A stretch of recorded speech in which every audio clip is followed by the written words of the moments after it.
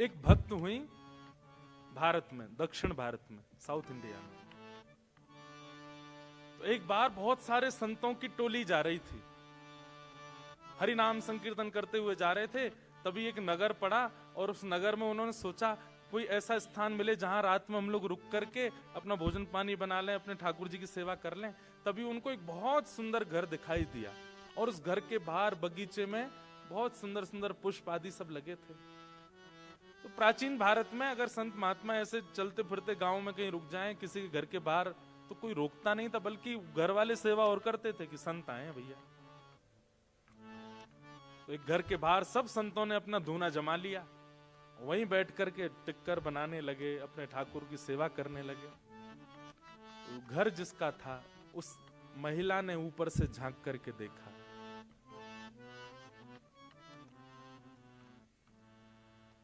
उसके नेत्र सजल हो गए कि आज मेरे द्वार पर संत आए हैं, मैं कुछ सेवा करूं।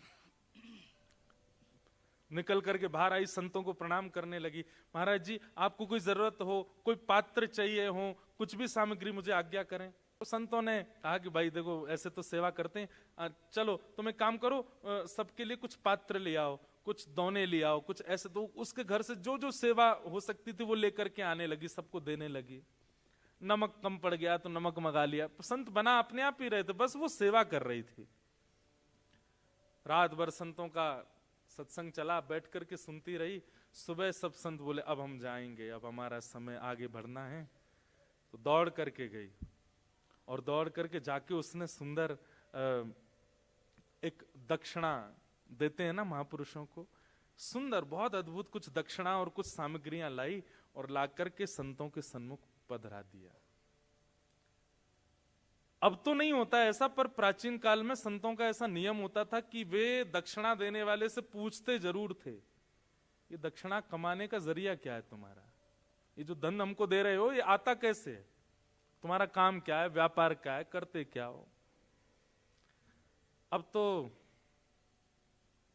दक्षिणा देखते ही धल लेते हैं तुम चाहे जो भी हो। भारत में तो कई बड़े बड़े फ्रॉड लोग उस संत महापुरुषों को ऐसा बहुत सारा धन देकर के बिल्कुल अपना वो बना लेते हैं, जो अच्छा नहीं। तो संत ने पूछा कि बिटिया इतनी सामग्री तुम सोना चांदी और जाने क्या क्या ये परात में लेकर के आई हो, ठीक है हम स्वीकार करेंगे, पर हमारा नियम है, गुरु आज्ञा है, इन सब को प्राप्त करने का स्रोत क्या है, कहां से आता है। उसके हाथ कांपने लगे, मुख मुरझा गया। बोली महाराज मैं झूठ नहीं बोलूंगी, पर मैं एक नगर वैश्या हूं, मैं नगर वधू हूं,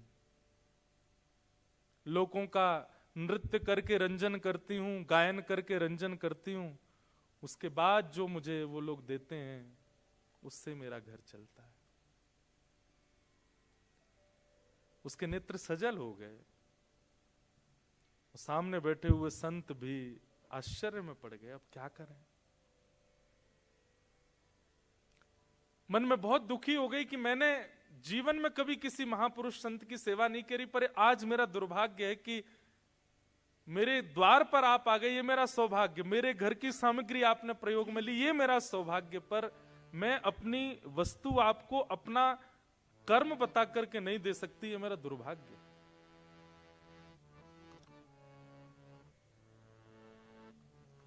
संतों ने मुंह फेर लिया, धीमे से सामग्री उठाने लगी, हाथ कांप रहे हैं, क्या करूं।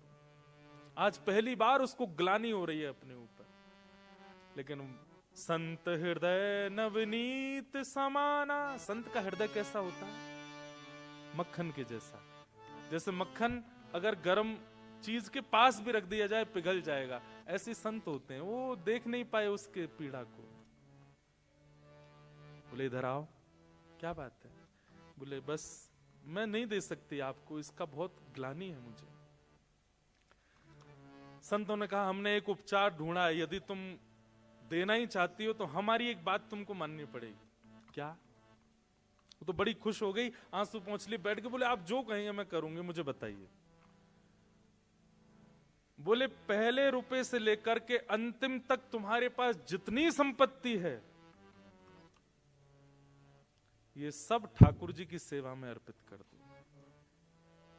कुछ भी अपने पास मत रखो। ये तुम सामग्री लेकर के आई हो, दक्षिणा हमको दे रही हो, हम इसको तो स्वीकार नहीं करेंगे, पर यह भी अगर चाहती हो कि हम लोग स्वीकार करें तो श्री रंगनाथ भगवान का मंदिर है दक्षिण में तिरुचिरापल्ली में, वहां रंगनाथ भगवान का अपनी संपूर्ण जीवन की कमाई से सुंदर स्वर्ण का मुकुट बना करके और ठाकुर जी को पहना दो, तो तुम्हारी ये संपत्ति स्वीकार। बोले आधी अधूरी नहीं, अब देने का मन ही हुआ है तुम्हारा और इतना भावुक हो ही रही हो, तुमको ग्लानि हो रही है ना अपने कर्म के ऊपर, अपने भाव के ऊपर, ठीक है हम आज्ञा करते हैं, इस ग्लानि का एक ही प्रायश्चित है, अपने जीवन की सारी संपत्ति ठाकुर जी के चरणों में अर्पित करके वैष्णव हो जाओ। अब चिंता मत करना आगे अपने भोजन की, प्रसाद की, सब ठाकुर जी करेंगे, लेकिन अब जो कुछ भी है तुम्हारे पास सब अर्पित कर दो। मैं एक बात कहा करता हूं, हमारे जो ठाकुर जी है ना, इनको मैथमेटिक्स नहीं आती, ठाकुर जी की मैथ्स अच्छी नहीं है, बस दो ही चीज जानते हैं, क्या? पूरा पूरा दो, पूरा पूरा लो। आप कहो ठाकुर जी ये मेरी कमाई है, इसमें से इतना बेटी का, इतना बेटा का, इतना पत्नी का, इतना मेरा, इतना परिवार का, और फिर जो बचा थोड़ा सा, ये ठाकुर जी आपका।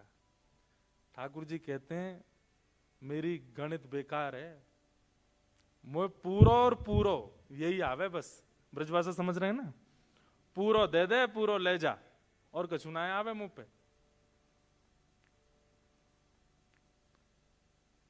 तो संत ने वही बात कह दी, बोले कि अब तुम एक काम करो, अपने जीवन की पूरी जो तुम्हारी संपत्ति है उससे मुकुट बनवा करके ठाकुर जी को अर्पित कर दो। उसके मन में किंचित भी भाव नहीं आया कि ये मैं कैसे कर सकती हूं, उसको तो ये लगा कि मेरे द्वारा कोई सामग्री स्वीकार की जा रही है, ये मेरे लिए बहुत बड़ी सौभाग्य की बात है, और कुछ सामग्री नहीं, पूरी सामग्री स्वीकार की जा रही है। तुरंत लग गई, बोले महाराज जी आप बताइए, जैसा आप बताएंगे वैसा मुकुट बनवाऊंगी। पूरा बनाया गया, ऐसी मणियां, ऐसे ये संपत्ति देखी गई, कितनी संपत्ति है, संपत्ति इतनी निकल करके आई महाराज उसकी। बोले इसका पूरा मुकुट बनवाओ ठाकुर जी का। अद्भुत मुकुट निर्माण हुआ, और जब तक मुकुट निर्माण का कार्य चला तब तक साधु महात्मा कहीं गए नहीं, उसी घर के बाहर जहां बैठे तो वहीं बैठ करके वो भजन संकीर्तन करते रहे। वो इतनी आनंद में कि मेरे संपूर्ण जीवन का जो भी कुछ था सब ले रहे हैं ठाकुर जी मुझसे, कुछ भी नहीं बचेगा अब मेरे पास। 50 दिन के बाद मुकुट तैयार हुआ, और उसने पूरी संपत्ति, अपना घर भी बेच दिया, जमीन भी बेच दी, जो भी कुछ था कुछ नहीं बचा, शून्य है। एक परात है बस, उसमें मुकुट रखा है, और संत बोले अब इसको लेके चलो।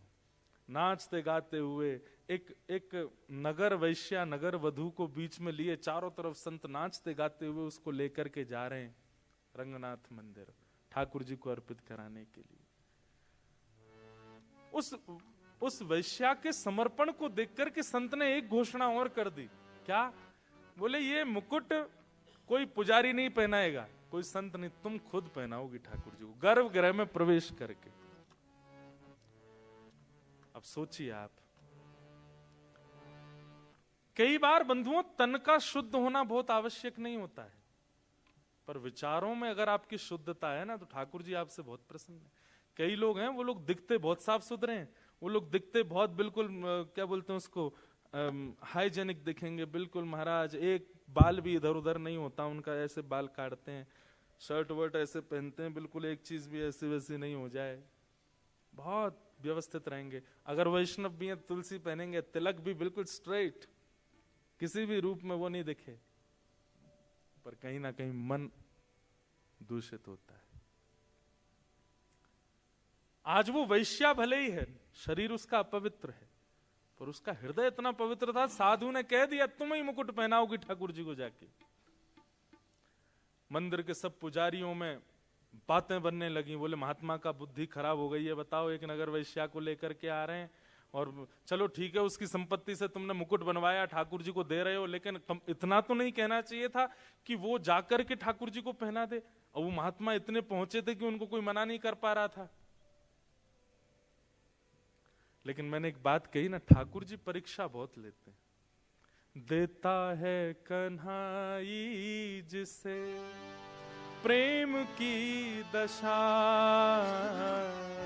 देता है कन्हाई जिसे प्रेम की गा सकते हैं आप। दशा। हो सब विधि उसकी लेता है परीक्षा, हो सब विधि उसकी लेता है परीक्षा।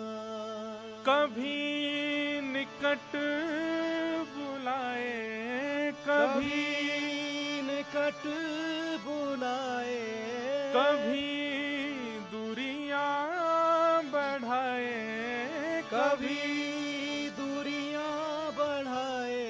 छलिया हाथ नहीं आए, छलिया हाथ नहीं आए, हमें श्याम ना मिला, हमें श्याम ना मिला, हमें श्याम ना मिला, हमें श्याम ना मिला। ठाकुर जी बहुत परीक्षा लेते, इसलिए एक बात याद रखना, ये 3 दिन के सत्र के बाद यदि प्रेम चित्त में प्रकट हो जाए तो एक चीज के लिए तैयार रहना, परीक्षाएं बहुत होंगी। अपनी संपूर्ण जीवन की कमाई लगा करके, मुकुट बनवा करके, अपना पूरा सर्वस्व ठाकुर जी को देने के लिए आज आ गई वो वैश्या। लेकिन मंदिर के लोग भी उससे बिल्कुल अप्रसन्न थे, सब कुछ उसके बिल्कुल विपरीत था, लेकिन फिर भी उसको मन में लग रहा था ठाकुर जी बुला रहे हैं मुझको। लेकिन जैसे ही वो द्वार पर पहुंची और भीतर प्रवेश करने लगी, उसी समय रजस्वला हो गई, मासिक धर्म हो गया। और उसी समय वो घबरा गई, तुरंत थाल नीचे रख दिया मुकुट का, पीछे खड़ी हो गई। महात्मा बोले क्या हुआ? अब बस रो रही है, कुछ कह नहीं पा रही। महात्मा बोले हुआ क्या, तुम पीछे क्यों हट गई हो? अब मैं अपवित्र स्थिति में हूं, मैं नहीं जा सकती भीतर।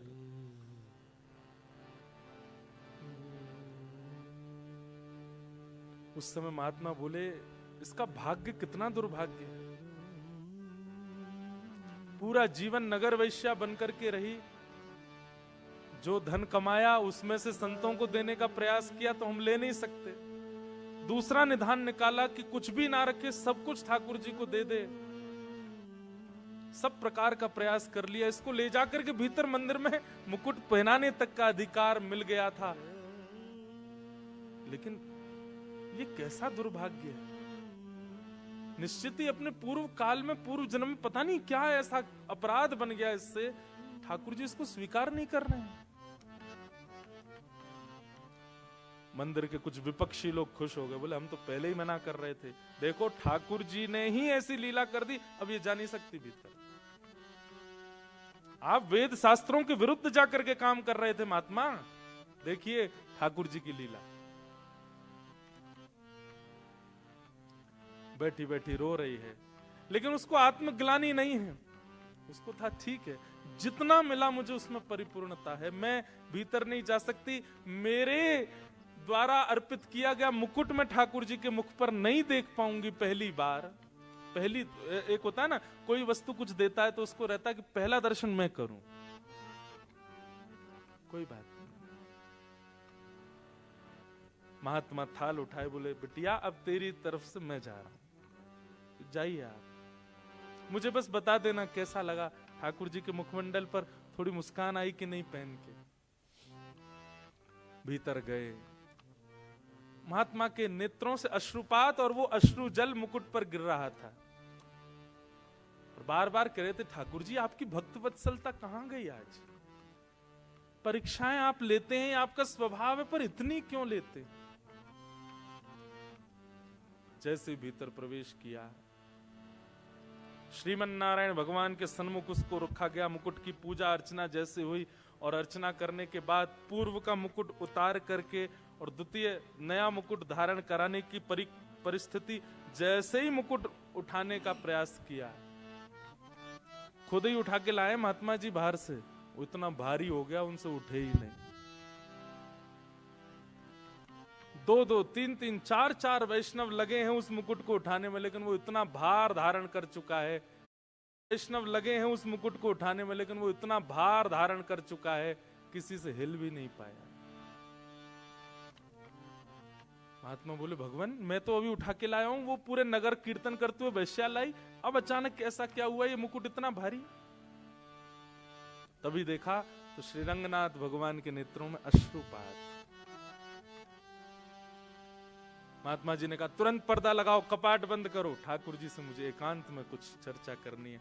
कपाट बंद किए, तुरंत ठाकुर जी उठ करके बैठ गए, सहज हो गए। वो बोले, जो मुकुट बना के लाया है उसी को भीतर लाओ, उसी के हाथ से ही मुकुट पहनेंगे।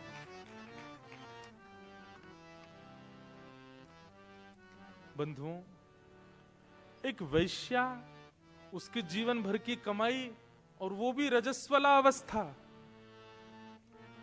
और ठाकुर जी कह रहे हैं उसी को लेके आओ, उसी के हाथ से मुकुट पहनूंगा।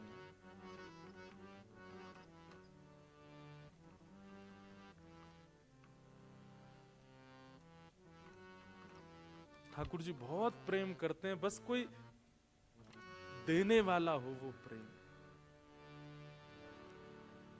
महात्मा दौड़े दौड़े बाहर गए, और बाहर जाकर के देखा तो एक खंबे से सिर लगाए बैठी है, बस रो रही थी। महात्मा जाके बोले, जल्दी उठ। बोले, आप दूर रहिएगा, मेरी छाया भी ना पड़े आप पर। प्राचीन भारत में तो बहुत नियम होते थे। महात्मा बोले, मैं छाया से बचूं, और उस जगत नियंता जगदाधार साक्षात तेरी प्रतीक्षा कर रहे हैं भीतर। हाथ पकड़ लिया उसका, वो रोने लगी, महाराज मुझे स्पर्श मत कीजिए।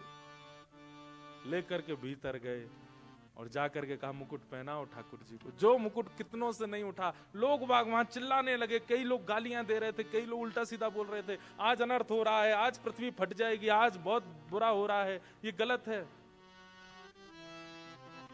लेकिन जिस मुकुट को कोई नहीं उठा पाया, जैसे ही उसने उठाया, उठ गया, और ठाकुर जी ने अपने आप ही, ठाकुर जी की जो प्रतिमा थी उसका मुख नीचे हो गया, और मुकुट ठाकुर जी ने धारण किया।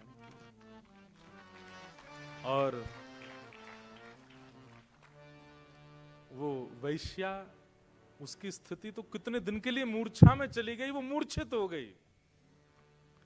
और जब उसकी मूर्छा टूटी, परम वैष्णव, और कुछ दिन भगवत स्मरण करने के बाद कहां भगवत धाम प्राप्ति हो गई। क्या उसका था? यह है ठाकुर जी का प्रेम, प्रेम लक्षणा भक्ति। बस प्रेम लक्षणा भक्ति का एक नियम आपको ध्यान रखना है, पूर्ण।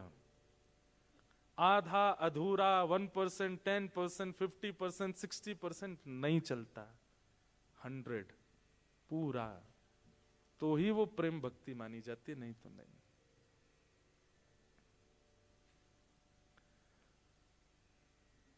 तो प्रथम भक्ति का नाम क्या है? श्रवणम। और भक्ति सुन सब रहे हैं, पर उद्देश्य क्या है आपका? उससे आपकी श्रवण भक्ति फॉर्म रूप धारण करेगी। उद्देश्य पहले क्लियर कीजिए, क्यों सुन रहे हैं आप कथा, उसके पीछे कारण क्या है, और कारण से जो पथ आप चल रहे हैं, जिस साधना को आप कर रहे हैं, वो सिद्ध होगा। दूसरी भक्ति का नाम है, हम 3 भक्ति के फॉर्म पूरे कर दें, क्योंकि 3 का रोज टारगेट है। तो प्रथम भक्ति श्रवणम। श्रवण भक्ति का पहला रूल क्या है? आपका उद्देश्य क्लियर होना चाहिए। आप किसी का भी प्रवचन सुन रहे हो, किसी की भी कथा सुन रहे हो, किसी के भी सत्संग में जा रहे हो, किस उद्देश्य से जा रहे हो? क्या पाने आए हो? ज्ञान पाने आए हो, वैराग्य पाने आए हो, कि भक्ति पाने आए हो, कि प्रेम पाने आए हो? ये पहले क्लियर कर लीजिए। दूसरी बात, श्रवण का मतलब केवल सुनना नहीं होता और सुनकर के भूल जाना नहीं होता, इंप्लीमेंट जरूर करना है। आप यहां से सुन करके गए, वो आपकी क्रिया में यहां से इस हॉल से निकलते ही वो लागू हो जानी चाहिए बातें जो जो यहां कही गई। अगर आप इंप्लीमेंट नहीं करते तो आपका श्रवण भक्ति व्यर्थ हो जाएगी। किसी महापुरुष ने आज्ञा की कि अभी इसी वक्त जोहानिसबर्ग जाओ, तो आपके पास में ये ऑप्शन नहीं है कि आप उनसे जाके पूछो क्यों जाएं, जोहानिसबर्ग में क्या करें, चले जाओ। इतना विश्वास होना चाहिए प्रवचन के ऊपर। जो बात कह दी गई है, हमारे श्रीमद वल्लभाचार्य जी के शिष्य हुए श्री सूरदास जी महाराज। कौन? सूरदास। हरि दर्शन की प्यासी अखियां, हरि दर्शन की प्यासी। जिन लोगों को दो दो आंखों से ठाकुर जी नहीं दिखते थे, सूरदास जी को बिना नेत्रों के ठाकुर जी दिख जाते थे। एक दिन सूरदास जी ठाकुर जी, आज तो ठाकुर जी ने पीली पोशाक पहनी है, आज तो ठाकुर जी ने नीली पोशाक पहनी है। और दर्शन करने वाले बोले इसको कैसे पता चल जाती है, आंखें तो है नहीं। एक दिन सबने पुजारी जी से कहा, बोले ये ना रोज सोच के आता है, हरा नीला गुलाबी, और संभवतः ठाकुर जी वैसे ही होते हैं। आज एक काम करो, वस्त्र ही मत पहनाओ ठाकुर जी को, आज देखें क्या बोलेंगे। सूरदास जी गए, कपाट खुले, और जैसे कपाट खुले सब लोग, कोई दर्शन नहीं करा, सब सूरदास जी को। हाँ सूरदास जी, आज कौन सी पोशाक है? आज हरि देखे नंगम नंगा, आज हरि देखे नंगम नंगा, मोतन माल गले उर साजे, छवि के उठत तरंगा। महाराज जितने दर्शनार्थी सब नतमस्तक हो गए सूरदास जी के। नेत्रों की आवश्यकता नहीं। सूरदास जी बोले ये कैसे संभव हुआ, बिना नेत्रों के कैसे दिखते हैं? बोले क्योंकि मैं रोज अपने गुरुदेव के द्वारा दिए गए प्रवचनों को पालन करता हूं। गुरु के वचन अटल कर मानो, मैं उस पर संशय नहीं करता हूं। उन्होंने जो कह दिया उसको मैं तुरंत। एक बात याद रखिएगा, गुरु आज्ञा नहीं करते, गुरु आदेश नहीं देते, गुरु सामर्थ्य देते हैं। क्या देते हैं? सामर्थ्य। सामर्थ्य जानते हैं? जैसे मैंने आपको बोल दिया कॉफी नहीं पीनी, ठीक है, ये आज्ञा नहीं है, ये आज्ञा नहीं है, ये सामर्थ्य है। अब जब भी कॉफी आएगी, अगर आपका गुरु के प्रति पूर्ण विश्वास होगा, कॉफी देखते जो आपको बहुत प्रिय थी, मैं एक कॉफी का नाम ले रहा हूं, चाय का नहीं लिया क्योंकि मैं भी पीता हूं, इसलिए एक वस्तु का नाम लिया। अब जब जब कॉफी आपके सामने आएगी ना, जिसको आप कभी नहीं छोड़ पाए थे उसके प्रति आपको घृणा हो जाएगी, मन ही नहीं होगा उसको, ले जाओ भाई, नहीं पी सकता। ये करना नहीं है आपको, अपने आप हो जाएगा। बस आपको वचनों के प्रति, शब्द के प्रति, श्रवण भक्ति के प्रति इंप्लीमेंट की भावना रखनी है कि जो मैंने सुना वो धारण होना चाहिए। पहली बात उद्देश्य क्लियर, दूसरी बात इंप्लीमेंट करना प्रवचन को, और तीसरी बात बहुत विशेष, जो अधिकारी नहीं सुन पाए हैं इस ज्ञान को, उनके सन्मुख जाके उसको बोल देना, बता देना। ये श्रवण, कई लोग होता है कथा सुनने के बाद भूल जाते हैं हम क्या सुन के आए। भूलना नहीं है, याद रखना। तो प्रथम भक्ति श्रवण, श्रवण से ही चित्त में ठाकुर जी आएंगे। दूसरी भक्ति का नाम क्या है? श्रवणम कीर्तनम विष्णु। दूसरी भक्ति का नाम कीर्तन। कई बार ऐसा होता है कि कीर्तन में ही आपको आनंद आता है, लेकिन प्रवचन शुरू होते ही आप लोगों को उबासी आने लग गई, झोंके आने लग गए, नींद आने लग गई, टाइम देखने लग गए। नहीं, पहले श्रवण कीजिए प्रवचन, उसके बाद कीर्तन की ओर जाइए। कीर्तन का मतलब क्या होता है? कीर्तन का मतलब हरि बोल बोलना, श्री राधे बोलना, आदि आदि, ये सब कीर्तन करना। इसको कीर्तन नहीं कहते। कीर्तन का मतलब क्या होता है? जहां तन अपनी स्थिति भूल जाए। अभी 2 घंटे हो चुके हैं, हम लोग आपस में बैठे हैं, कई लोगों ने हो सकता है फोन भी नहीं देखा 2 घंटे में, पिछले 1 महीने का आप पूरा टाइम देखेंगे तो एक भी दिन ऐसा नहीं निकला होगा जहां हर 1 घंटे में आपने फोन ना देखा हो। पिछले 2 घंटे में आपने फोन भी नहीं देखा अपना। इसका मतलब क्या है? आपका तन अपनी कीर्ति भूल चुका है। कीर्ति से तन ऊपर की ओर उठ जाए और आनंद में भर करके सत्संग श्रवण करने लग जाए, उसको कीर्तन कहते हैं। आप आसन भी नहीं बदल पाए, आप एक बार भी विचलित नहीं हो पाए, आप इधर उधर भी नहीं देख पाए। मुझे खुद अभी पता चला कि 8 बज गए। ऐसी स्थिति हो जाए, मतलब आपका तन सामान्य स्थिति में जैसा रहता है वैसा ना रह करके कुछ एक्स्ट्रा ऑर्डिनरी हो जाए सत्संग के प्रति, उसको कीर्तन कहते हैं।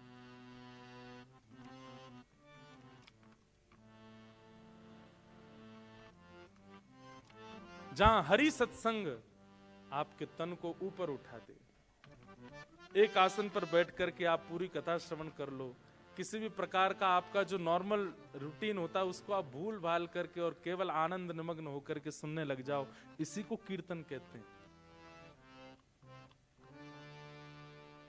भूख, प्यास, निद्रा, आलस्य, ये जो शरीर के धर्म है ये सब भूल जाते हो जब सत्संग में, तब कीर्तन होता है।